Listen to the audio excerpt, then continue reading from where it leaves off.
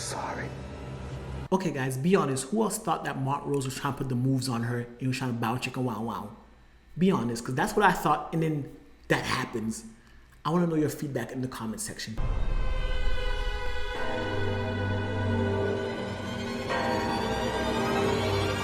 Hey guys, Shalana here. Welcome to the Bingezone. On today's video, we're talking about Lovecraft Country episode 4, A History of Violence.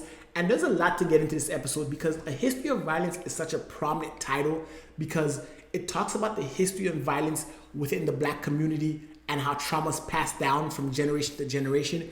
It also talks about the history of violence in which white people, who are the cause of most of the violence in the world, as they go ahead and spread their ways to indigenous people, the Black community, and every other type of minority community in which they exert their violent ways and tendencies against in this form of conquering or colonization.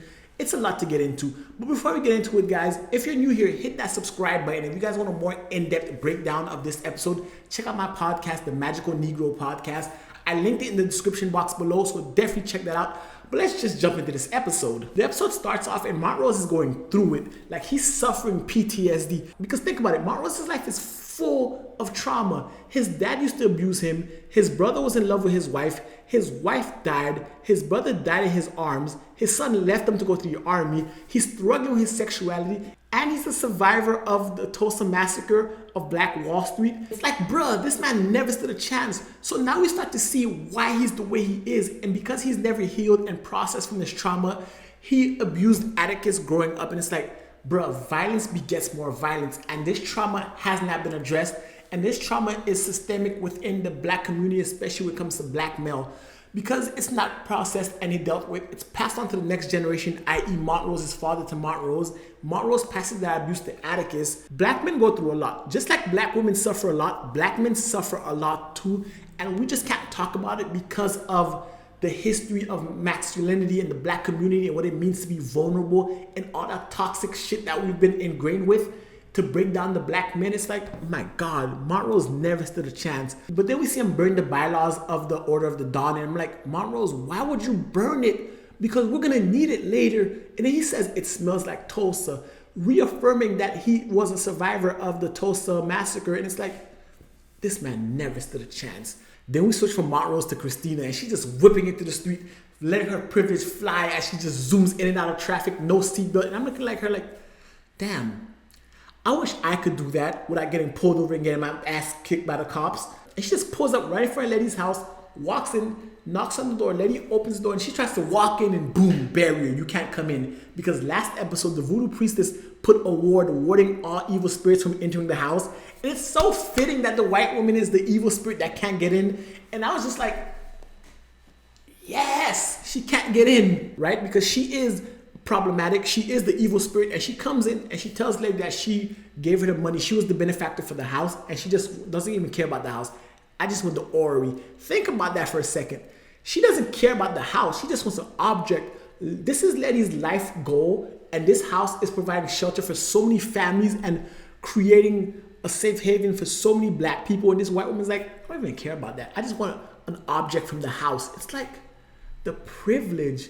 But the Ori, if you guys remember, the Ori was taken by Hippolyta last episode. The house actually gave it to her. I'm assuming the spirits from the last episode gave it to her because she might be a key to unlocking what's been happening. So then we shift to Hippolyta, and Hippolyta's talking to her father about the Ori and the Ori having 2 sons, and she's not sure what galaxy, what solar system that's from, and they're trying to figure it out. And they won't be able to find what solar system that's from because that solar system is from the Lovecraftian novels, and that solar system is called Zorn. And that's because that's where Cthulhu and all the outer gods are from. And you guys remember, this show's called Lovecraft Country. While the first episode dealt a lot with Cthulhu, his spawns, and the Shoggoths, and the Lovecraftian mythos, episode 2 and 3 really didn't focus on that, but the overarching theme of the show is H.P. Lovecraft's novels. So this Ori being an Ori of Zorn, which is the home place of all the outer gods, plays a huge part of the story, especially the fact that Hippolyta got it. It's important because Hippolyta and her daughter Diana play a major role, and if you think about their names, Hippolyta and Diana, those names are names of Wonder Woman, Diana, and her mother, Hippolyta. Wonder Woman and her mom are Amazons, and the Amazons are tasked with keeping the gods in check. and protecting the world of man from the gods. I'm like, okay, so that's the purpose of Wonder Woman and her mom. And Wonder Woman and her mom are clearly represented in Hippolyta and Diana. But with that being said, they're setting the stage for Diana and Hippolyta to be the guardians of the world of man from the outer gods, from Cthulhu and the rest of them, because she has the Ori, and that will be the key to protecting them from the outer gods of the Lovecraftian mythos. Dee then decides to go with Bobo to hang out with some other kids. I didn't go over this in my last video because I didn't notice it, but Bobo is Emmett Till. When he asks the Ouija board if he's going to be okay on his trip and it says no, that was foreboding. But then in this episode, they double and triple down on the fact that it's Emmett Till by giving him the iconic hat and him still hanging around. And it's very prominent that he is a part of the story because Chicago in 1955, that's where he's from. That's where he was raised before he went down south and the horrific things that happened to him. So I love the fact that they're shining light on Emmett Till. They're shining light on the Tulsa riots. And it's like, I love Lovecraft Country for doing this. It's showing Black history at the forefront while giving it a sci-fi twist, and I enjoy that a lot. And I love the fact that these prominent Black stories are being put to the forefront and giving light. And if you guys want to hear a deeper dive into this episode, check out my podcast, the Magical Negro Podcast, in the description box below. I'm going to leave the link where I dive deeper into these subject matters there, because it's a podcast. I can go into more detail. We then shift to Letty bursting into the library, and she confronts Atticus about Christina and what he's doing and how he's trying to stop the Braithwaites without her. And I love the fact that there's this cute kid who keeps telling her shh, her and Atticus, because they're making noise. However, if you pay attention to the kid's book, it says the journey to the center of the earth. That's important because in every episode, within the first 15 minutes of the episode, we get a book title that correlates to the adventures that are going on later in that episode. And this book being the journey to the center of the earth, and later in the episode, they actually take the journey to somewhat the center of the earth. And it's very interesting. I love the fact that they're Easter egging us the later plots of this episode within the first 10 to 15 minutes using a literary contemporary of that episode in the form of a book. But it's at this point Atticus tells Letty that he's going to do this on his own and he doesn't need anybody's help, especially not his father. And you start to see the stubbornness of Atticus's father reflected in him. And him and Letty go back and forth, and Letty just leaves because Atticus is being an asshole. And Atticus realizes Letty was right. Because when he searches through all the books, he sees that Montrose has checked out all these books and he's done his research. When Atticus goes to find his dad is actually already talking to Letty. Letty took the initiative and she's dealing with the dad, and now they decide that, you know what? If Atticus is going to do this, the dad is coming along and Letty's coming along, because Atticus is adamant that he wants to stop the Braithwaites, and Montrose just can't let his son go and kill himself. So even though he has all these problems, he's still a loving dad who cares about his son in his own way. We then shift to Christina, who makes her way to the police station. We find out the cops were in on it the entire time. And of course the cops are in on it. They're always in on it. Like, they always stick together, but they're a member of the Sons of Adam. So it all makes sense as to why they were harassing Letty for her house last episode. But we do find out that the Ori itself has the key to a time machine, and Christina's looking for this time machine, presumably to take this time machine and go back in time to the Garden of Eden time and to assert herself as the dominant species, because Christina's biggest issue is that men have been stomping her out her entire life, and she wants to take a more prominent role in the world. We then shift back to the crew and they're getting ready to go on their adventure. However, Hippolyta and Dee are coming because Dee doesn't trust them. They never told her how George died, and because of that, she wants to go along with them because she knows they're hiding something. And before they take off, Tree shows up. It's like, it's a road trip. And why do Black people do this? I want to ask you guys this. Why do Black people do this? Every time you're going to go somewhere, that's when everyone needs a ride. It happens to me all the time. Every time I'm getting ready to go somewhere, that's when everybody named Mama needs a ride from me. Like, really? Really? So they're all in the car and they make their way to Boston. They get to this museum, and the museum has an exhibit for Titus Braithwaite, and they're going to use that to try to find his secret pages to the book so they can learn some spells to try to fight back against the other lodge members. And it's like, okay, they're in this museum. Dee and Hippolyta go their own way. Tick and Letitia and Tree go somewhere else. And that's when Tree shows just how much of a nigga he is by coming up and doing this joke about his third leg. And he's like, you know why they call me Tree? Because I got a third leg. And Letty checks his ass. And I'm like, thank you, Letty. Thank you. I do want to take this time, though, to highlight the fact that Hippolyta and Dee went to their exhibit, and Hippolyta explained how she named the comet, but because she was a Black girl, they would never let her do this, so they take her credit and they gave it to a white girl. And it's like, my God, this is always happening to Black women. But the fact that Dee doesn't let that deter her, and she lets everyone know that her mom named that comet, it shows that Black girls have the capability to do anything. If they want to get into space, they can. If they want to be a doctor, they can. No matter what they want to do, they allow them to do it. Even if they want to be sex workers, let them do whatever they want to do. It's their body, their choice, their mind. And I'm like, you know what? I love the messaging behind this, because every little black girl knows that you can be an astronomer, you can be a doctor, you can be whatever you want to be. And that messaging was so powerful. I loved it. I loved it. Then we shift to Tick and Tree lets Atticus know that Montrose might be gay. And I'm like, huh.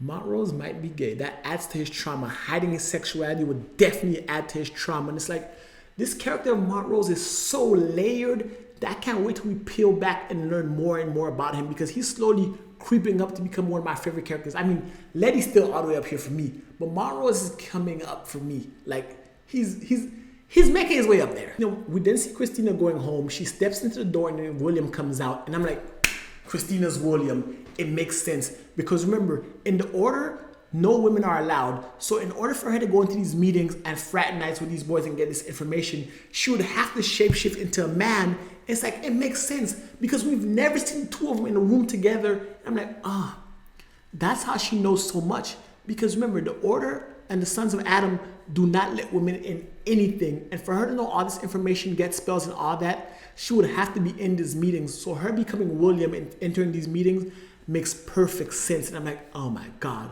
how did I not see that they were the same people? Man.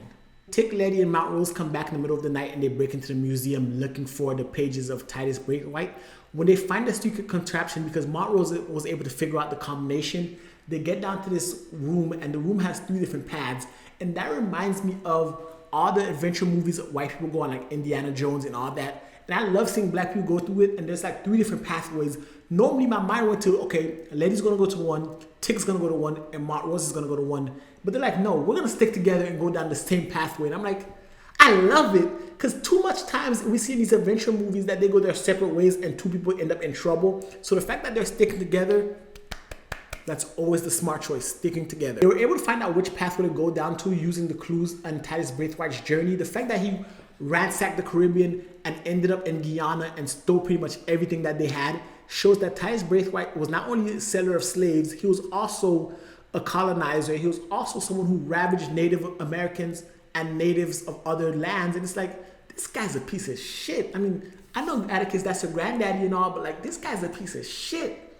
But the fact that he did that also gave them the clue that they needed, and they end up in a room, and that's where Letty has to go out on the line again. Montrose ends up reassuring her using a lie for her to cross this plank, and Atticus let us know that his family were never slaves, and it's like, oh. Atticus lets us know that the Freemans were never slaves, so on his dad's side, he was never a slave. Like, his lineage doesn't come from slavery, and his mom's side, his lineage comes from Titus Braithwaite, and it's like, huh.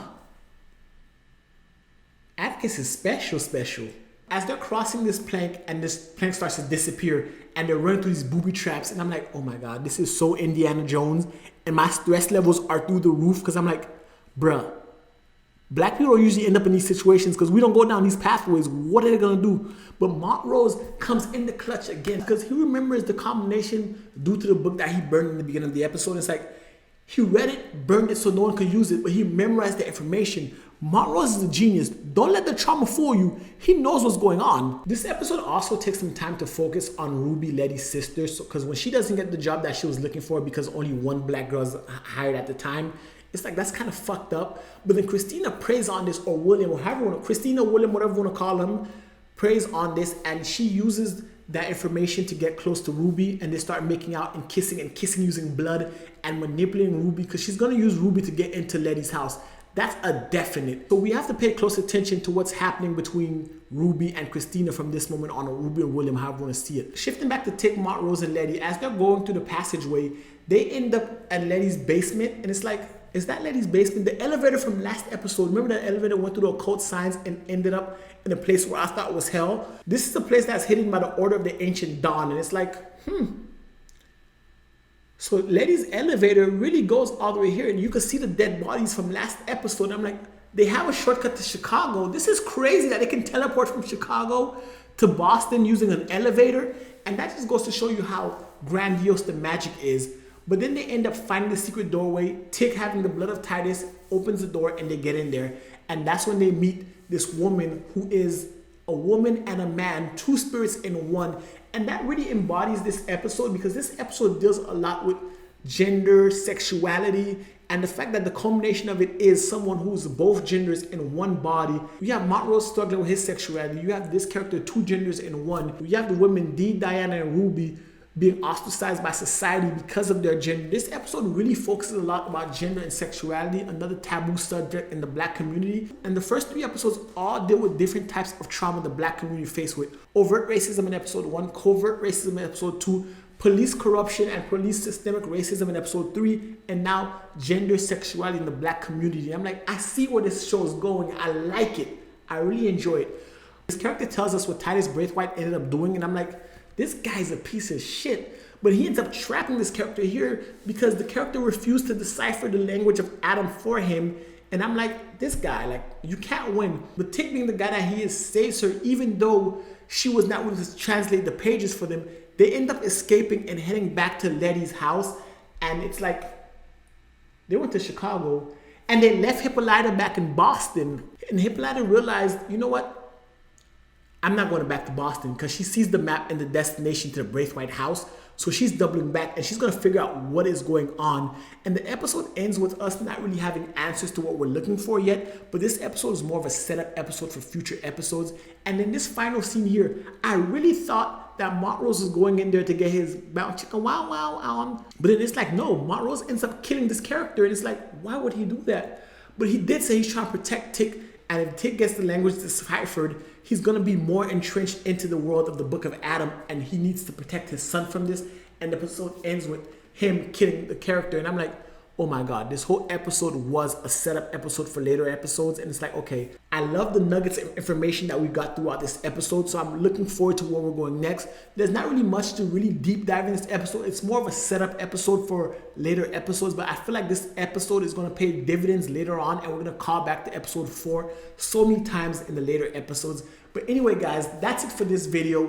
If you like the video, definitely give it a thumbs up, hit the subscribe button. And guys, check out my podcast. Follow me on Twitter. All the links are in the description box below. And until next time, binge on.